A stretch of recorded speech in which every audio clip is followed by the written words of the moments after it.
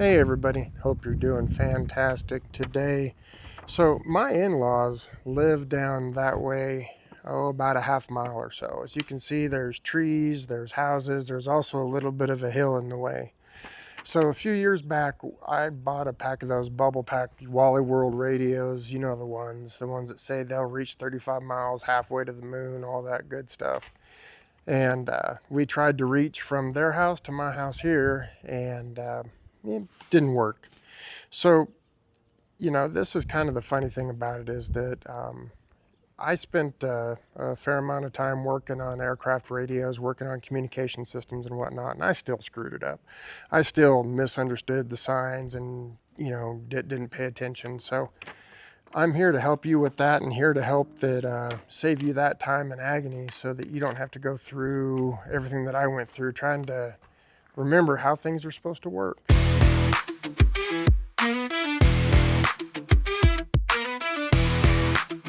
So here's what we're going to do today. We're going to look at why these little guys here failed and why even some of your newer radios, some of like these here, like the Baofeng DM32s, why they may or may not work. I don't know. I haven't tried it. We're going to try it on the video here and we'll see what we see.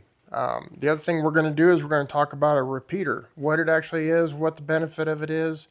We're not going to get down into the minutia of how a repeater works. We're just going to talk about why you use it, what the benefit of it is, and kind of show you the difference in using the repeater and how that helps us bridge these gaps of hills, trees, all this kind of stuff. As we've been going down to the farmer's market, you might have seen some of our shorts on that and whatnot.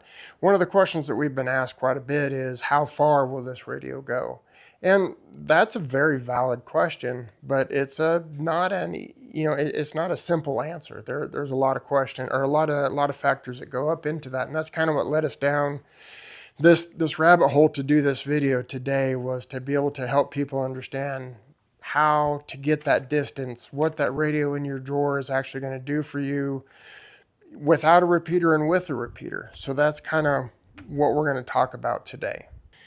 So if you can't reach somebody, like with one of these little guys here, the internet's going to tell you a couple things. It's going to tell you that you need more power, you need a bit bigger, better, and different antenna. And I tried both of those and didn't have a lot of success. And that's what we're going to kind of look at today, is the power aspect of it. Is with these little radios like this is an FRS radio versus a GMRS radio. Even though the bubble pack will tell you it can reach to the moon and back, it's got a 1/4 watt, and that's not a lot of power, especially when it comes to transmitting down on the ground like we're doing here. One of the key factors you can tell the difference between an FRS radio and a GMRS radio is that your antenna is fixed on here. It's not removable. On a GMRS antenna, a true GMRS radio, your antenna is removable. So that's something to keep in mind and look at with that bubble pack radio. If you want to get something that's going to give you a little bit more power, then we want to start looking at the GMRS radios, and that's something that we can definitely talk about later on. Me as a guy who did VHF and UHF communications at the commercial level, I screwed up. I did. I completely forgot about various basic things because I just, had got my head stuck in a certain route, and I just didn't want to, think about it in the way. And that's what I'm here to help you about, is to help you think about this in a way that's going to help you solve the problem using my experience as your tools to where you don't have to go through the agony that I did. Here's what's happening on the street that we've been looking at. Is there's a slight hill in between us and my in-laws' house. On this hill, we also have tall trees, we have other structures, and all this stuff just attenuates the signal, helps reduce the signal because of the obstructions to the line of sight. What's the line of sight? Well, it's the direct that you can see between point A and point B, and that's how UHF, VHF work. Is they work by line of sight. So if you have anything in between you and where you're trying to talk to, that's going to help reduce the signal, but the reception between the two places. This little radio here it already has a problem of low power. Your FRS radios have less than a watt of power. Your GMRS radios, a true GMRS radio is going to give you a lot more power, and I would definitely recommend that if you're going to be using a radio instead of these FRS ones. The key giveaway as far as which is which is your FRS radios do not have a removable antenna. They're built into the unit. So that's a first thing you can look at there when you're trying to figure out if it's a true dedicated GMRS radio or an FRS radio. Another aspect to this that when we talk about the radios communicating on UHF, VHF was thinking about my history in commercial aviation is what is the one thing that the aircraft has that we don't have when we're trying to talk between here and my in-laws house? That's altitude. You know, an aircraft is up at 10,000 plus feet, so it doesn't need a lot of power because it already has the altitude. It can already talk to anybody it needs to talk to because of that height. And that's the one thing that we're going to talk about later when we start talking about repeaters, is getting that height and how much that improves our capabilities. So I'm going to pause here for a minute. We're going to do a drone flight to kind of show you that curve of the earth we were talking about, and then we'll go from there on to what's next.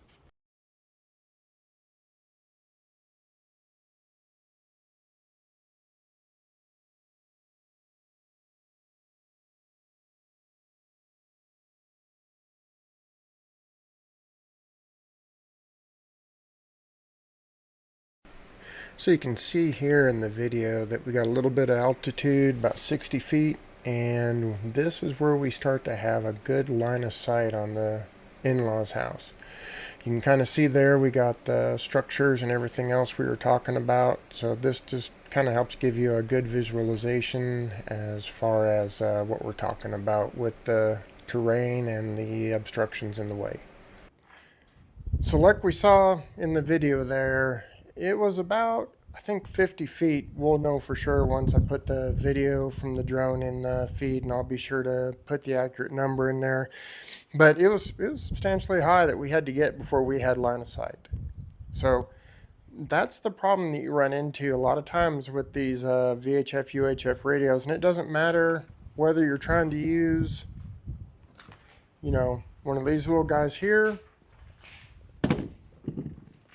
or maybe you got one of these newer, like the Baofeng DM32. It's still a VHF, UHF radio, so the same rules still apply to it. You know, it does have a little bit more power, and it does have the capability to change out the antenna. At the farmers market, we've been going down there here every week now to meet people and visit with them about self-reliance, preparation, all that kind of good stuff. And one of the questions that they have when they look at the radios is how far. And it's a good question. It's a valid question. And that's kind of what led us to this video, is we wanted to talk a little bit about what that means, what goes into those factors as far as answering that question about the how far. We're definitely not wanting to get down in the weeds on this, so we're going to try to stay up high level and just kind of talk about how a repeater impacts and how it solves some of these problems, just like the altitude on an aircraft solves the problems of it being able to communicate, you know, long distances. So talking about a repeater is basically two radios. It's a radio that listens, and it's a radio that talks or transmits. And basically, when we look here later on at how to program your radio, is I'll show you how that ties into how you program your radio, because a lot of times that's the frustration. And I've had the same frustration as to trying to figure out your encode versus decode. How does that apply to you versus the repeater that you're trying to talk to? Which frequency needs to go where? Your codes, a lot of times with your CTCC codes, your PL codes, they go by a lot of different names. We'll tell you about those and how to program those into your radio as well, because without those codes, you're not going to be able to tell the repeater that you want to talk to it. It's kind of like a doorbell. It's kind of like going to somebody's door and just sitting there and start talking, but they don't know you're there. You ring the doorbell, now they know you're there and they're going to come answer the door, hopefully. Um, that's kind of like what these PL codes do for your repeater, is they let it know that, hey, you're wanting to talk to it and it needs to pay attention to you. So we'll kind of talk about that and show you how to program those in as well, because they're just as critical as having the right send and receive, transmit and receive frequencies that you want to put in your radio to be able to talk to that repeater. All right, so this is the same street. I'm down at my in-laws. Chris is down at my house. We got the bubble pack radio. We also have some Baofeng. We're going to do some line of sight testing, and then we're going to do a repeater test. So let's see how this rolls. Testing bubble pack test 1, 2, 3, 4. All right, just tried the bubble pack radio. Did you get anything? Negative, not getting you on anything. Copy that. I'm going to try the Baofeng point-to-point.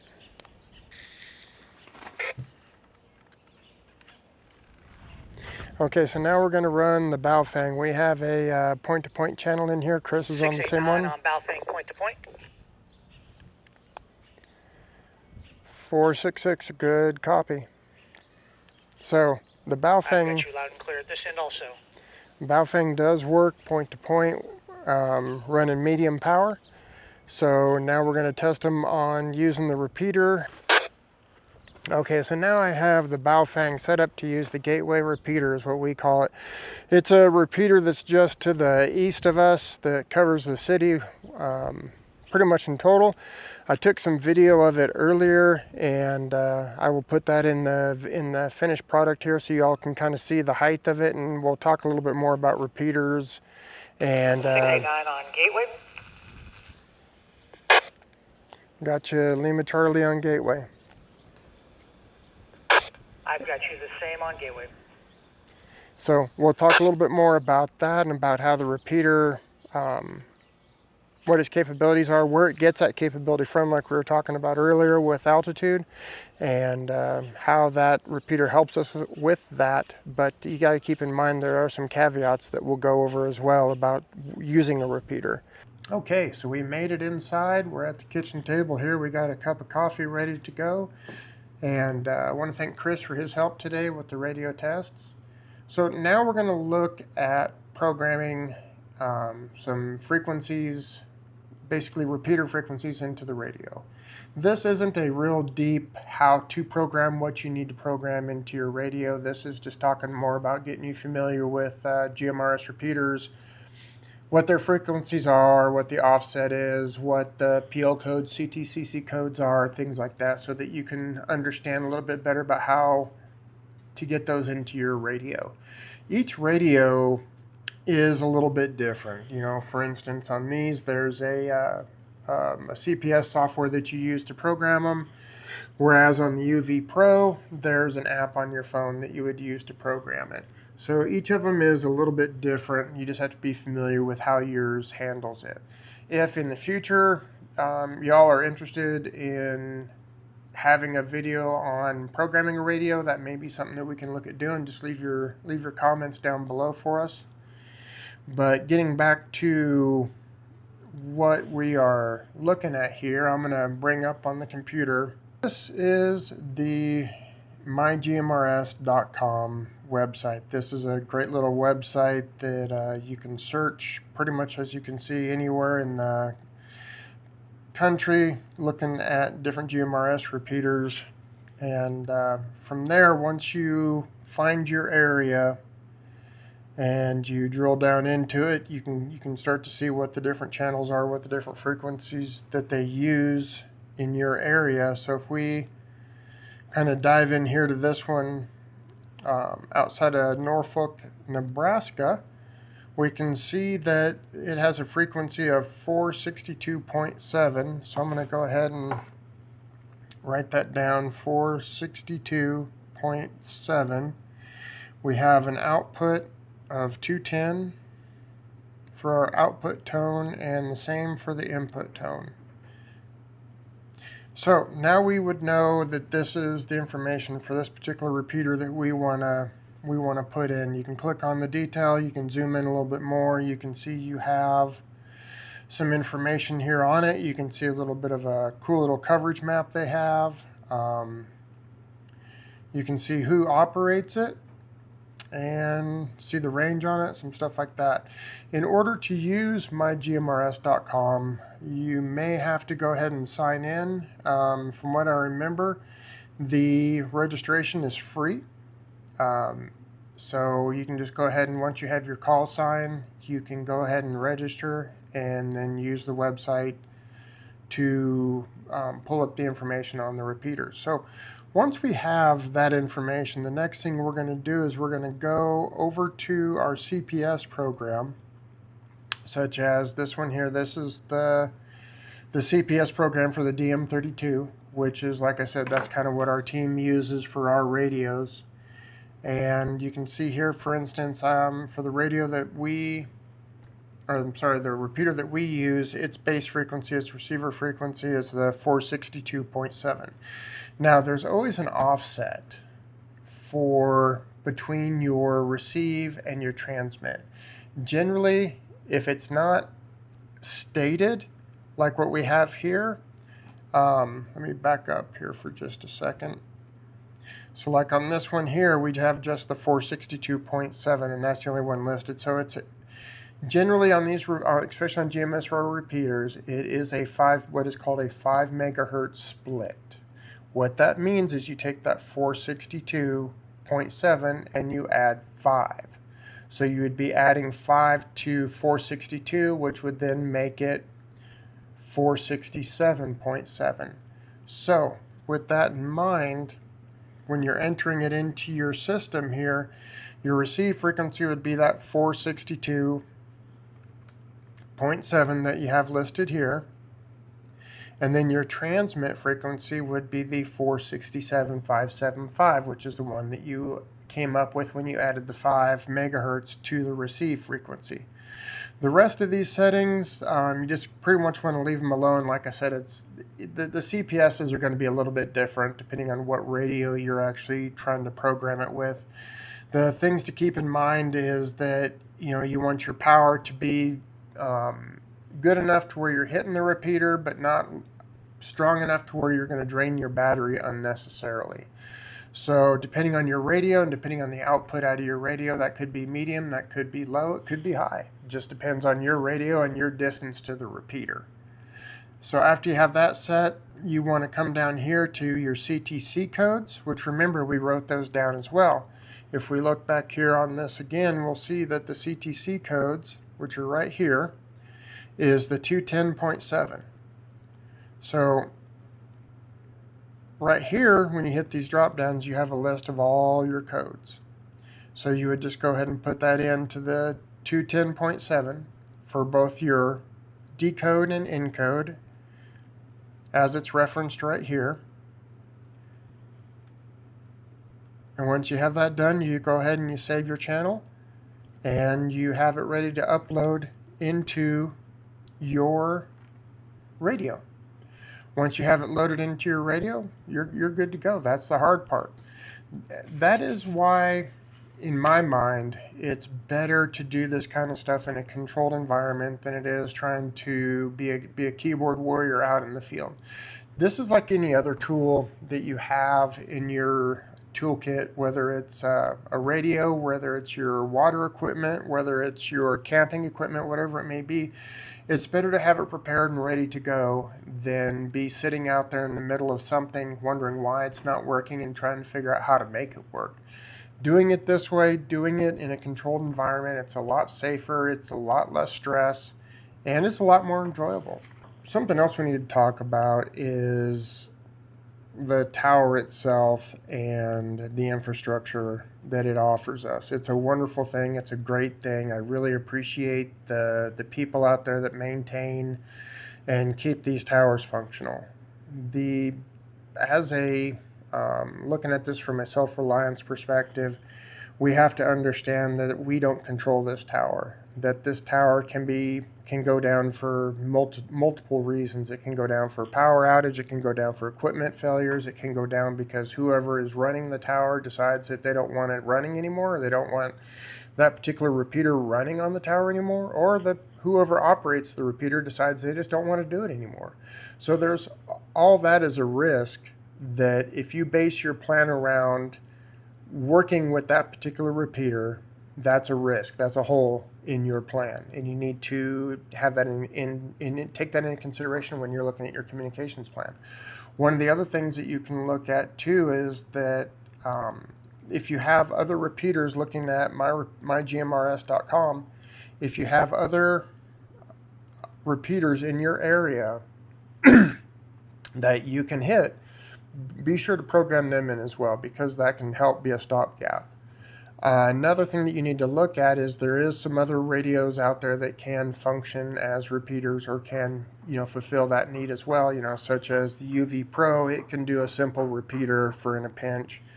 There's other mobile units such as an Anytone 578 that can operate as a DMR repeater, which is it is a good and viable solution if you're going to be operating from a fixed location. One of the other benefits that, as the S6 of our team, that I decided to come up with and pursue is building our own portable repeaters. This gives us the ability to be able to deploy our repeater where we want, when we want. So if there's a location where we're working where we need to have that sort of capability, we can deploy our own repeater and use it to meet that requirement when we need to. So in a future video, we'll be talking a little bit more about this box and getting into the functionality and how to build this box so that you can build one on your own as well, because I think it's important for you to have that capability to have a repeater that is ready for you to use when you're ready, and not necessarily be relying on an infrastructure that you don't have that control over. Thank you all so much for spending the time with us today and going over this journey that we had of looking at these radios, looking at how they function over the distance, and in today, even how they function in the heat. It is important to take these tests, to do this training with your radios as well. You need to understand how they're going to work, how they function. Get them out of that drawer, get them out of that box, actually program them. Make sure you know how to use them, make sure you know how to program them. If you have two of them, make sure that you have them both programmed. Make sure that your family knows how to use them. It's one thing to have the tool, but if you don't ever use it and you don't know how to use it, then it's not a very good tool, and it's not a very good part of your kit. Like we've said before in other videos, knowledge is part of that kit, and that goes just as important with your radios, in that if you don't know how to use them, you don't know how to program them, then it's not going to help you. After everything has went sideways is not the time to be opening that box and trying to figure out how to use it.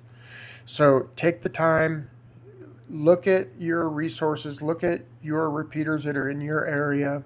Get your GMRS license so that the FCCs won't be coming and looking for you, which nobody wants to have happen. And then that way you're free to play with it. You're free to train with it. You're free to use it every day to become familiar with how to use it. That's the thing about it, is it's something that you want to be familiar enough with so that in the event that it does become critical, you're ready to use it. I did a short, and I think it's up there somewhere on YouTube, we had an issue with my wife trying to get a hold of me because I forgot my phone at home, and she didn't remember how to use her radio, and I didn't have a tool, the training for her, or a guide for her to know how to pick up that radio and what to do with it.